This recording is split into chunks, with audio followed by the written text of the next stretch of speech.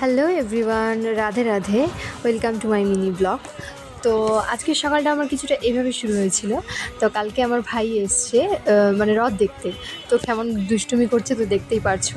তো তার জন্যই সকাল থেকে উঠে আমি লুচি আর আলুর তরকারি বানাচ্ছিলাম। তো এই তরকারিটার নাম আমি জানি না। এই তরকারিটা হচ্ছে আমার দিদার রেসিপি। এই রেসিপিটা আমার সত্যি অসাধারণ লাগে একদম, বিশেষ করে লুচি পরোটা এইসবের সাথে।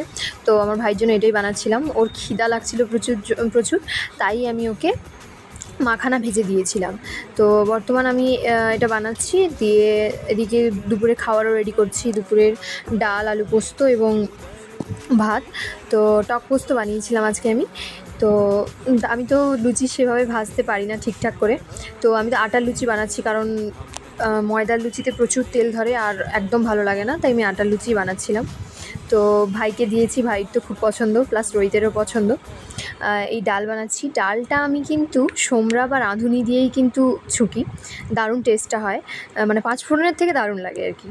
তো আমার ডালও রেডি, অ্যান্ড আমার ভাত তরকারি সব কিছু আগে থেকে করে নিয়েছিলাম। তো এখন আমি আর আমার ভাই খেয়ে দিয়ে এই কাজে চলে এলাম। তো টাটা।